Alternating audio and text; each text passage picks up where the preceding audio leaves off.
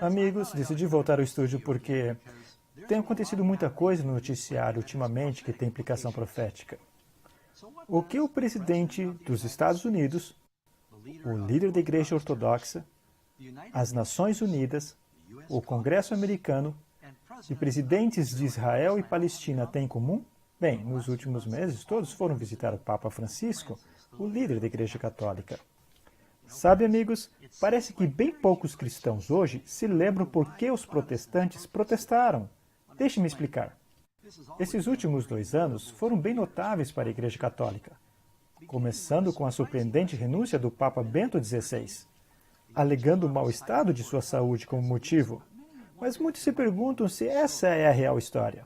Então, no dia 13 de 3 de 2013, o mundo observava em admiração a fumaça branca saindo da chaminé da Capela Sistina, e um cardeal argentino, Jorge Bergoglio, foi apresentado como novo Papa. Foi muito significante não somente para os 1,2 bilhões de católicos em todo o mundo, como sendo o primeiro Papa vindo das Américas, e o primeiro a se chamar Francisco.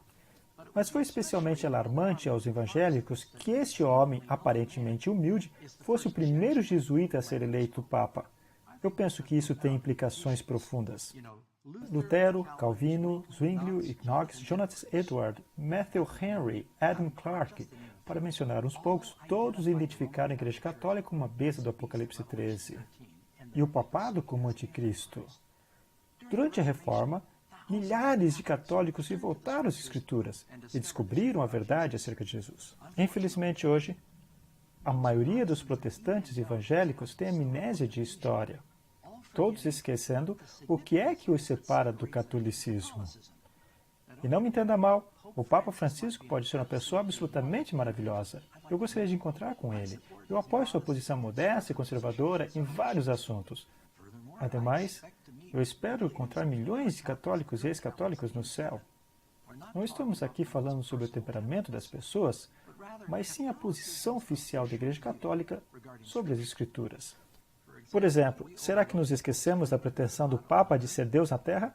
O Papa Leão XIII disse: "Nós ocupamos sobre esta terra o lugar do Deus Todo-Poderoso." Isso é muito perturbador. Então deixe-me dar alguns exemplos dessas manchetes interessantes. Penso que muitos sabem que há pouco tempo atrás, o Papa Francisco oficialmente canonizou 2 papas do passado. Ou seja, agora se pode orar a eles e venerá-los. O que isso significa quando um homem diz que tem o poder de oficialmente endeusar outro homem, onde você pode orar para ele, e eles então podem levar a tua oração a Deus e insistir com o Senhor ou Jesus, que deve então responder essa oração. O que dizer sobre um homem que tem autoridade de tornar as pessoas santas, as quais se pode orar, sem falar o que a Bíblia diz sobre o estado dos mortos? No artigo da New York Times sobre isso, escrito por Jim Yardley, ele diz: notadamente, entre os cardeais e líderes políticos, assentados perto do altar externo estava Bento XVI, o ex-papa que em grande medida permaneceu afastado da mídia desde sua resignação histórica ano passado. Sua decisão de renúncia levou à eleição do Papa Francisco. Francisco gentilmente abraçou Bento por ocasião da canonização dos outros 2 papas, que hoje é conhecido simplesmente como Papa Emérito. O autor do artigo continua: para Francisco, que emerge como grande líder global depois de somente 1 ano como Papa, a cerimônia de canonização ofereceu um púlpito para sublinhar sua ocupada agenda, de tentar unificar as diferentes facções católicas. Ao ele se preparar para 2 grandes encontros nas quais se espera que o prelado toque em alguns dos assuntos sociais mais polêmicos que confrontam a Igreja Católica. Os 2 papas mortos são ícones dos 2 alinhamentos dentro da Igreja. E ao canonizá-los juntos, Francisco está enviando uma mensagem tanto política como religiosa. Aqui o autor está falando sobre o Papa João XXIII, que foi canonizado, e o Papa João Paulo II. Esses tiveram abordagens religiosas bem diferentes dentro da Igreja Católica. João XXIII é um herói para muitos católicos liberais, por seu 2º concílio do Vaticano no início dos anos 60, que buscou abrir a Igreja para a Era Moderna. Por outro lado, João Paulo II é um herói para muitos católicos conservadores, por causa de sua resistência aos elementos liberais dentro da Igreja. Ao juntar suas canonizações, muitos analistas comentam que Francisco buscou banalizar suas diferenças para tentar reconciliar divisão dentro da igreja e achar um consenso ao ele se preparar para os encontros conhecidos como sínodos, centrados no tema da família. Vai ser interessante acompanhar o que vai sair desse sínodo de família. Minha expectativa é que vão falar sobre a importância de santificar o domingo. Mais de 5.000 sacerdotes e mais de 1.000 bispos, líderes e outros dignatários de mais de 90 países se juntaram à multidão. O espetáculo foi transmitido por todo o mundo. Sabe, outro pensamento que me vem à cabeça sobre a canonização desses ex-papas? Eles, os católicos, chamam os papas de Santo Pai. Portanto, se você tem 2 ex-papas canonizados e se pode orar a eles, não cria confusão na cabeça dos católicos quando eles oram Pai Nosso que está no céu? Com qual deles estão falando? Talvez é por isso que Jesus advertiu dizendo que não devíamos chamar nenhum homem de pai, um líder religioso, porque temos um só Pai no céu, que é Deus. A Bíblia nos diz que não devemos orar a um homem.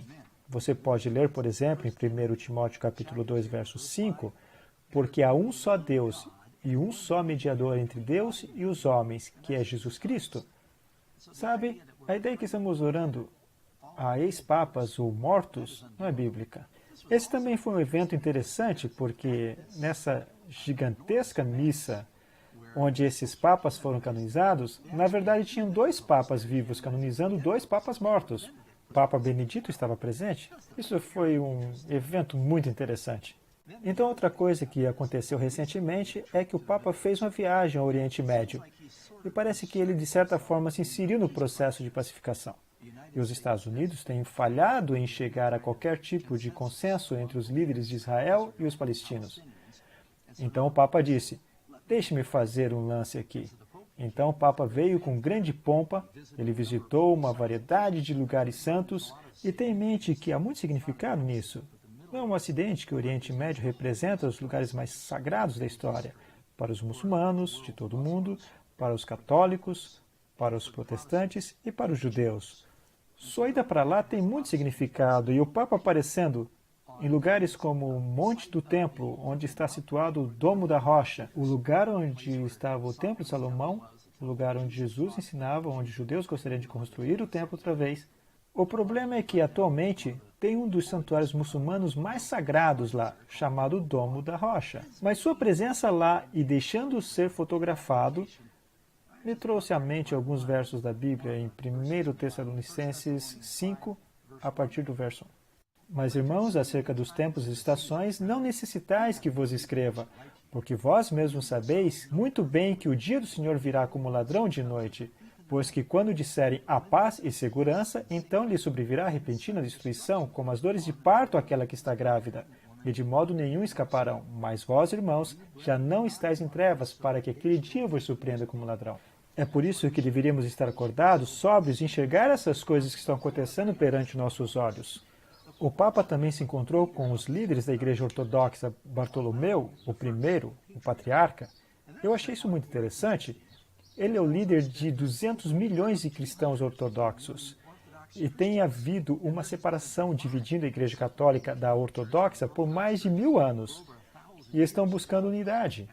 Assim, oram juntos várias vezes, conversam e planejam se encontrar de novo para descobrir como curar o cisma que aconteceu entre as duas grandes denominações. Em 2 Tessalonicenses 2, 3 e 4 diz, ninguém de maneira alguma vos engane, porque não será assim sem que antes venha a apostasia, e se manifeste o homem do pecado, o filho da perdição, o qual se opõe e se levanta contra tudo o que se chama Deus, ou se adora, de sorte que se assentará como Deus no templo de Deus, querendo parecer Deus. Muito interessante. Se você voltar ao mês de março, o presidente dos Estados Unidos fez uma viagem especial à Europa, e ele também tirou um tempo e visitou o Papa. E diz aqui, e eu leio de uma reportagem da CNN, o presidente Barack Obama deu ao Papa Francisco uma caixinha de semente, um símbolo de seu primeiro encontro, provendo um novo começo de relações entre a administração e a liderança católica, depois de anos de relações esfriadas. Porque a posição do presidente Obama em certos assuntos sociais, como o aborto, está bem fora da sintonia com a posição da Igreja Católica. E assim estão tentando reconciliar isso. E nessa imagem em particular apresenta o presidente Obama sentado à mesa com o Papa, e o Papa até parece, pelo menos eu me lembro, quando eu estava no ensino fundamental, entrava em uma encrenca e tinha que ir à diretoria, essa é a primeira coisa que me veio à mente. E até parece que o presidente está reconhecendo a superioridade do Papa nessa imagem. Também achei interessante a caixa. Obama deu de presente uma caixa com sementes. A caixa foi feita de madeira da primeira catedral construída na América do Norte, a primeira catedral católica construída na América do Norte. E também o Papa deu ao presidente alguns livros. Aqui diz que lhe deu 2 medalhas, uma simbolizando a necessidade de paz e solidariedade entre os 2 hemisférios e um exemplar do livro A Alegria do Evangelho, um livro escrito pelo Papa Francisco que apela a uma nova era de evangelismo e uma nova atenção aos pobres. Isso me lembra de uma citação muito significativa que você encontra no clássico livro chamado Grande Conflito, e ele se encontra na página 588. Os protestantes dos Estados Unidos serão os primeiros a estender as mãos através do abismo para apanhar a mão do espiritismo. Estender-se-ão por sobre o abismo para dar mãos ao poder romano, e sob a influência dessa tríplice união, esse país seguirá as pegadas de Roma, desprezando os direitos de consciência. Pouco a pouco, você vê mais credibilidade e mais reconhecimento sendo dado à Igreja de Roma. Agora você junta esses eventos com algo mais que aconteceu há aproximadamente um mês. O Papa se encontrou com líderes das Nações Unidas e diz: Francisco escolheu um encontro com oficiais das Nações Unidas para endosar o que ele chama de a legítima redistribuição de benefícios econômicos pelo Estado, bem como a indispensável cooperação entre o setor privado e a sociedade civil. O autor desse artigo foi um pouco ousado, diz aqui, parecendo sancionar o que chega a ser redistribuição forçada. Francisco lamentavelmente cedeu sua autoridade e se tornou o que parece ser um político de batina. E sabem o que diz em Apocalipse? Que esse poder do anticristo, seja lá quem for, tem alguma coisa a ver com a economia, porque chega ao ponto de você não poder nem comprar nem vender, a não ser que receba aprovação desse poder. Por isso eu penso que isso é interessante também. Então você junta isso com outra coisa que aconteceu há aproximadamente um mês, quando o presidente do Senado, John Boehner, fez um convite formal ao Papa Francisco para aparecer perante o Congresso americano, deputados e senadores. Não somente estendeu o convite oficial, mas será a primeira vez na história que isso foi feito. E foi apoiado não somente pelos republicanos, mas igualmente pelos demócratas. Nancy Pelosi, a líder demócrata da Califórnia, ela diz ter sido um prazer se unir a Boehner neste convite, acrescentando que ela tem sido inspirada pelas mensagens de paz, compaixão e irmandade que vieram do Papa Francisco. Sabe, é interessante notar a esse ponto que o presidente do Senado, John Boehner, é católico, bem como Nancy Pelosi, assim como a maioria dos juízes da Suprema Corte americana hoje. E olha que até certo ponto da história americana não havia nenhum católico na Suprema Corte. Bem, amigos, parece que está acontecendo mais e mais. E vemos que esse Papa é muito culpado, que está fazendo tudo o que pode para se projetar sobre o palco global como um líder tanto financeiro como em economia, em política, um líder em assuntos religiosos. E certamente a profecia está se cumprindo. Todo mundo está se maravilhando seguindo a besta. É por isso que Ellen White escreveu no livro Grande Conflito, na página 563, as igrejas protestantes estão em grandes trevas, pois ao contrário discerniriam os sinais dos tempos. A Igreja de Roma emprega todo expediente para estender a influência e aumentar o poderio, preparando-se para o conflito feroz e decidido, a fim de requerir o domínio do mundo, restabelecer a perseguição e desfazer tudo o que o protestantismo fez. Amigos, se eu pareço empolgado é porque de fato alguma coisa está acontecendo. Eu não sei se em toda a minha vida eu vi tantos eventos que parecem ter relevância proféticas acontecendo numa sequência tão rápida. E é por isso que isso é tão importante. E se você não entende a importância disso, você tem que assistir o vídeo que produzimos recentemente chamado de Apocalipse, a Noiva, a Besta e Babilônia. Você pode baixá-lo no iTunes, encomendar da Amazon, todos os principais canais e pode acessar o site revelationministry.com.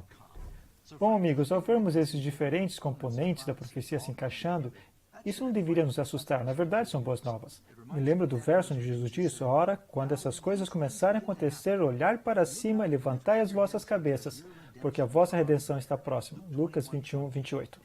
Bem, amigos, muitas coisas têm acontecido nas notícias recentes. Eu aguardo mais no futuro próximo. Não perca as atualizações proféticas.